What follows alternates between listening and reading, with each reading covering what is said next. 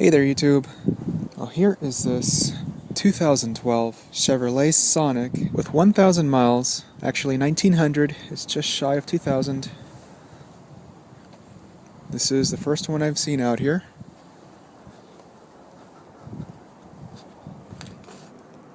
It's the LT trim.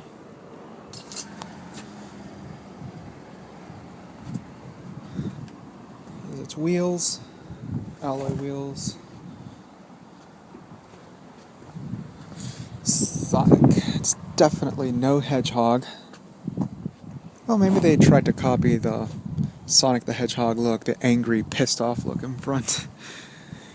You can see how everything just curves down like it's angry. So let's do a tour of this one. Look at this rubbery look here. Do these cars come like that? That's ugly. Might as well should have left it painted as it was, instead of putting that weird look on there. This will peel off over time. Well, anyways, you can see the interior. Everything's all black, except for these light gray inserts in the headliner. Oh, this loud bong coming right out of the door speaker. Okay. Look at the key fob. Looking ignition. Very grainy looking. Anyways.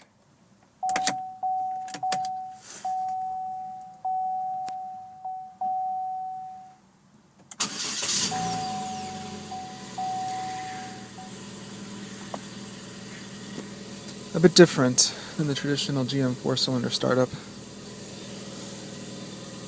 That door is just shiny, that plastic, very gleamy, and it's not because it has armor all on it either. That's just how it is.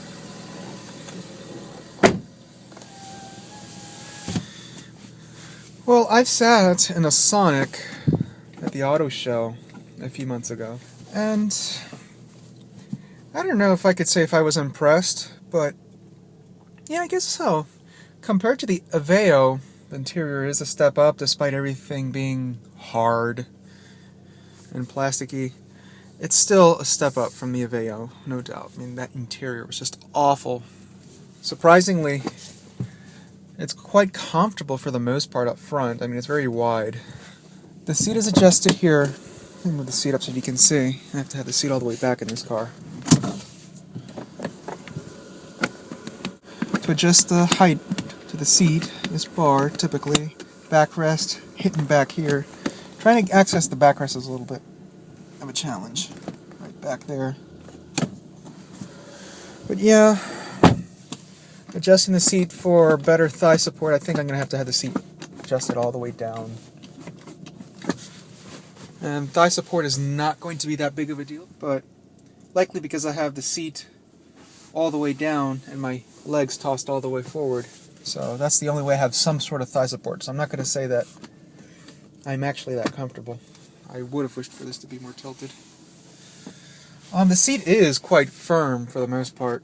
Quite flat in the center. The sides are nicely bolstered though. You can see the stitching right there. The driver's seat does have an armrest. Oh, that was stuck. Looks like they never lifted it. The center stack is a little bit on the wide side. You can see my leg just bumps onto it. And I have to have the seat pretty much almost all the way back. Maybe a few inches forward. And in that case, it's not comfortable to drag your arm like this onto the door.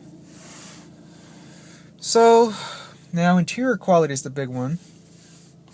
I'm going to have to move the seat forward a little bit so I can reach things here, because everything is quite far. Entire dashboard is expected. All plastic, and it sounds quite hollow for the most part. You can see here. Little insert. This would have been quite good if it could lift up once you just latch it right there. You can see the hinges.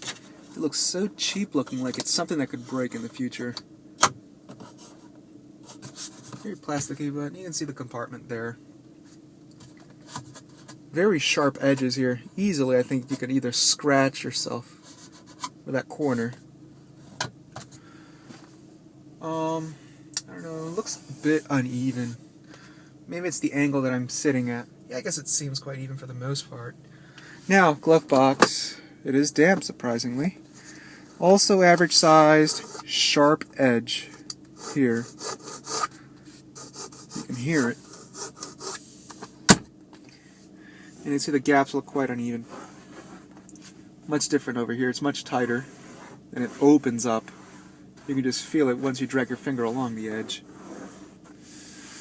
Anyways, let's go up to the radio. Nice bright blue display. Aux jack, CDs. Hazards, European style here in the center. So power locks, also here in the center. Locks with authority. Like an older car. Climate control, 3 simple dials, and it's actually quite cool outside today. 61, so we could turn that AC off.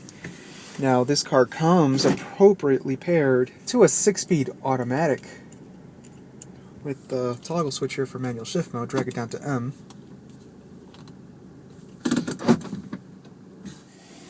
You can see the finish here.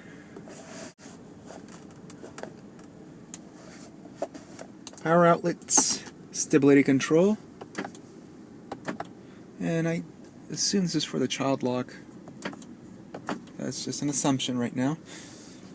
Dual cup holders, right there, and again the armrest. Steering wheel tilts and telescopes, thankfully. It's nicely thick, but it's bare. Turn signal lever. There's a little menu. You can see where that gets you. You'll see average MPGs, trip computer, oil reset, just about all those little settings. And you twist this here to fluctuate through all that. Wipers, it's intermittent speed. You can see up here. Oops. Headlamps. And you can see the instrument cluster. Quite interesting looking for a car in this class. It looks like one of those alarm clock needles, the ones with the little bell on top. That's what the arm looks like. It really doesn't look that classy, but I just can say that it looks interesting. I don't know.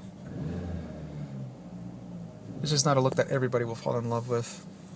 Going over to the door panel, everything is expected. Hard touch. This grainy, traditional GM plastic. It's also quite shiny too. Same deal here. Armrest also hard as a rock. No padding whatsoever. Nothing on this door panel. It's quite sturdy for the most part, but again, sharp edge. Power window lock.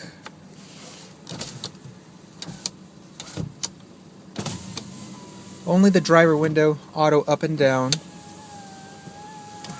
Let me close that one. Power mirrors. Ugh, you really have to give effort to this door to close it. Okay, A-pillar. Little gap right there you can make out if you really want to be picky. Well, it's quite obvious. Not so bad on the passenger side. Gaps are... they're quite minimal back there. You can see. Now this headliner is really rough. This is worse than a generic paper towel. I don't know, what else can I describe it? A tissue? No, the tissue is softer. Not padded whatsoever. Interior lighting. This just looks so old. And I love how it punches too. When you have to push the button, the whole headliner moves. Yeah, pathetic. Now, surprisingly, this sun visor is actually padded. And it doesn't have that weird wire on the perimeter either. If it has cardboard in there, it's quite sturdy for the most part. You guys can see. Oh, there we go. Same deal for the passenger side. You can see, once I press into it, it's padded. Once the sun visor slams up, leaves an echo. Oh-shit handles, they are damped, so that's surprising. Well, the seat is adjusted roughly to where I like it. And I forgot to show off that here are the AC vents. This is how you close them, you can see. Quite interesting. Now here is the back seat. Before I get there, here's this shiny door panel. Very bland looking. Same deal, armrest not padded. Just a huge hunk of man-made materials, basically. Now, I once sat in the back seat of one of these at the auto show, and I wasn't impressed. It was definitely a bench. Hard as a rock and very flat, no thigh support. I can already tell legroom is going to suck. I really didn't remember how bad was it. Let me see. Yeah, my legs are just crammed in there, making an insert to this seat. You can see. Yeah, my knees are just in there. And you can see thigh support also is quite awful. I'm not comfortable here at all. You don't have an armrest, as you can see. You just have another old school interior light here. A big square. Ooh.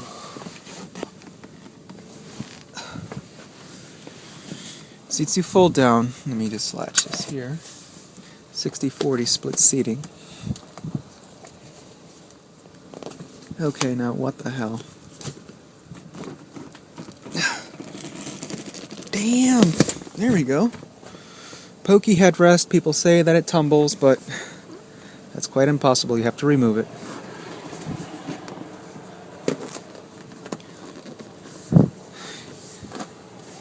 So you can see, well, let me show you the other side.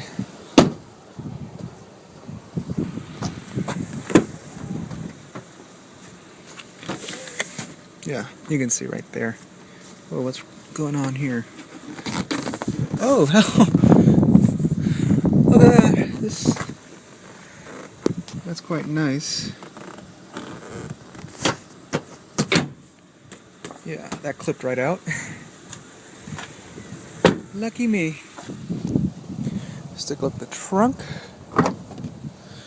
It's massive. For a car in its class, this is very good. Not a huge fan of these hinges that go in. Would have been nice to have the struts up here, like most cars have nowadays.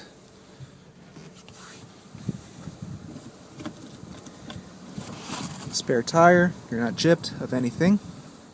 The tools and the wrench all under there, so it's not missing. But yeah, you can see this trunk is huge. Well, anyways, this car rides on 15-inch wheels, alloy wheels, rear drum brakes. Now let's take a look at this engine.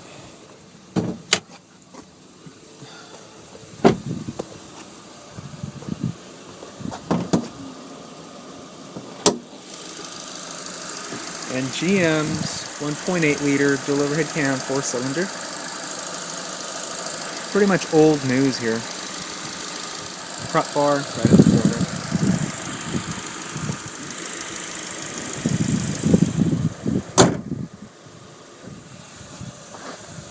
You can see the headlamps.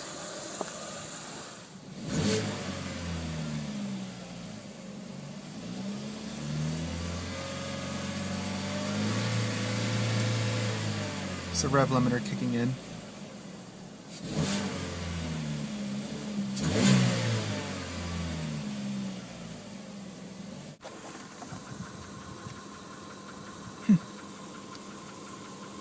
Letting it idle, I'm starting to hear this rather ugly noise.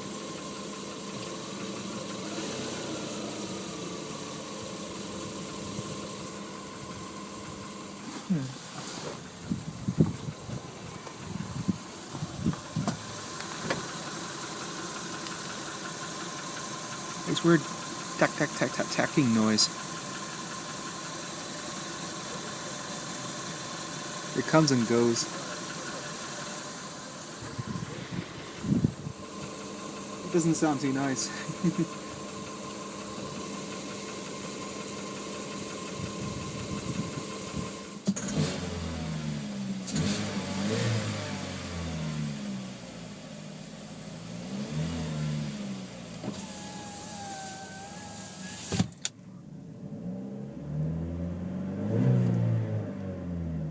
Engine noises do intrude quite a bit into the cabin. It's not really that quiet. And you really do feel the vibrations too.